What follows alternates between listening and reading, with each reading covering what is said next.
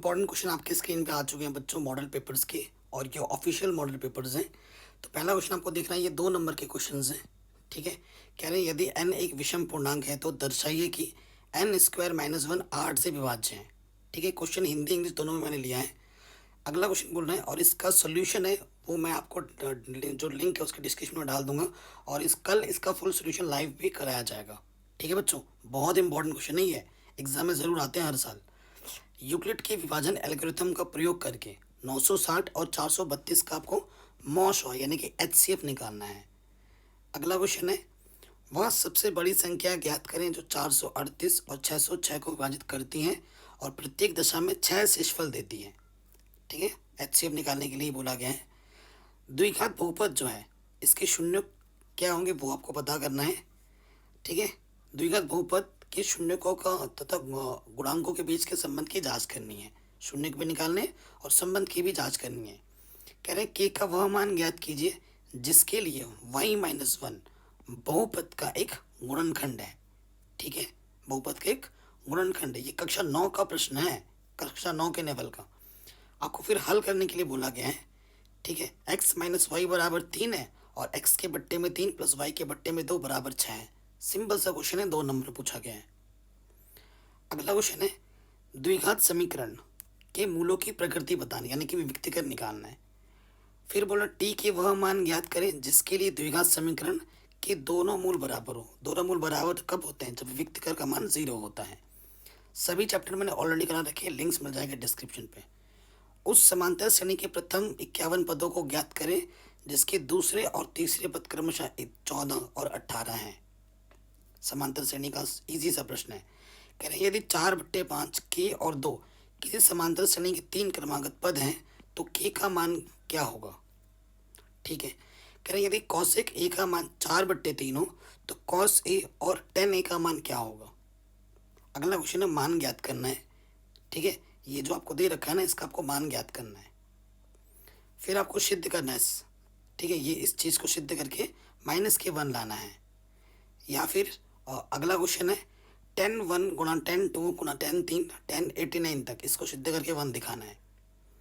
अगला क्वेश्चन है, यदि ए और बी न्यून कोण हो और साइन ए कॉस बी के बराबर हो तो हमें सिद्ध करना है कि ए प्लस बी 90 के बराबर होगा।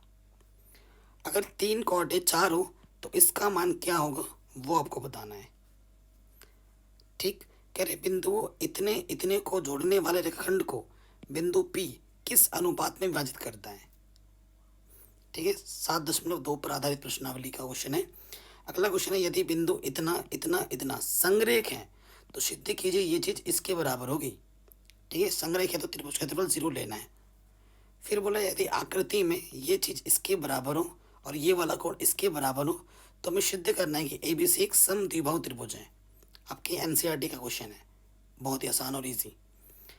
त्रिभुज एबीसी में बीसी पर एडी लंब है तो सिद्ध करें कि ये चीज और ये चीज आपस में बराबर होगी। ये सारे क्वेश्चन मैं कल लाइव कराऊंगा आपके स्क्रीन पर लाइव। ठीक है। अगला क्वेश्चन, यदि ओ केंद्र वृत्त के बाएं बिंदु टी से वृत्त पर 2 स्पर्श रेखाएं टी ए तथा टी बी खींची गई हैं तो सिद्ध करें कि टी ए टी बी के बराबर होगा।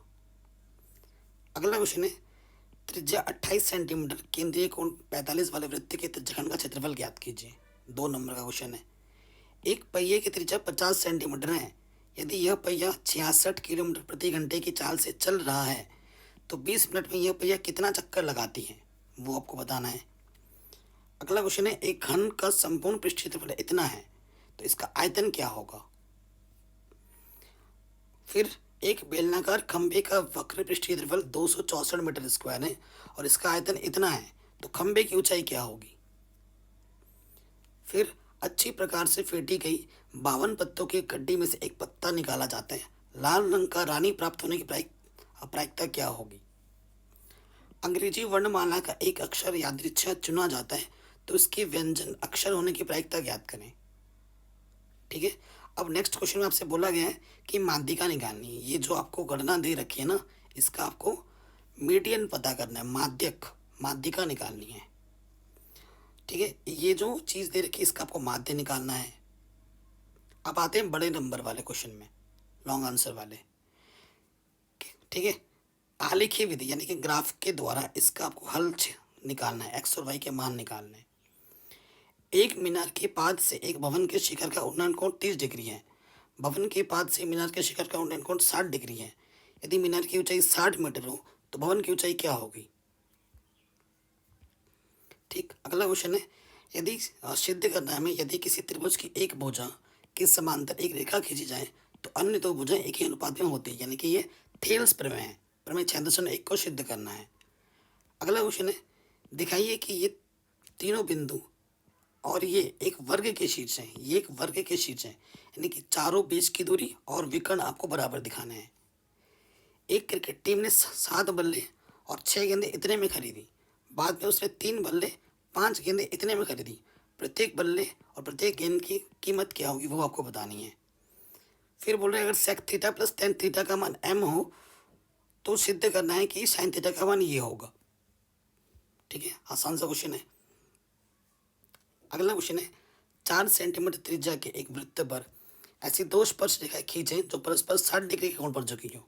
ये प्रश्नावली 11.2 का क्वेश्चन नंबर 14 है।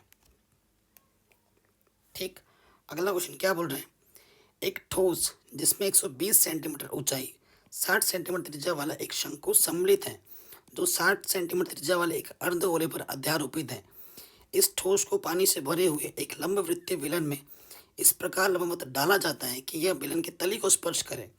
यदि बेलन की त्रिज्या 60 सेंटीमीटर है, ऊंचाई 180 सेंटीमीटर है, तो बेलन में शेष बचे पानी का आयतन ज्ञात करें। ये प्रश्नावली 13.2 का क्वेश्चन है। ठीक है, सब कुछ करा रखा है, लिंक्स मिल जाएगी डिस्क्रिप्शन पे। तो ये मॉडल पेपर ऑफिशियल है, ठीक है, BSEB बोर्ड का, और इनको ज़रूर करना चाहिए। आप किसी भी बोर्ड से क्यों ना हो, ये मॉडल पेपर आपके लिए बहुत इंपॉर्टेंट है, क्योंकि हिंदी मीडियम के हैं, NCERT पैटर्न पर आधारित है, तो हर बोर्ड के लिए इंपॉर्टेंट है, हर बोर्ड में आ सकता है, चाहे यूपी बोर्ड हो, उत्तराखंड बोर्ड हो, बिहार बोर्ड हो, राजस्थान बोर्ड हो, कोई भी बोर्ड हो, हरियाणा बोर्ड हो, सबके लिए इंपॉर्टेंट है।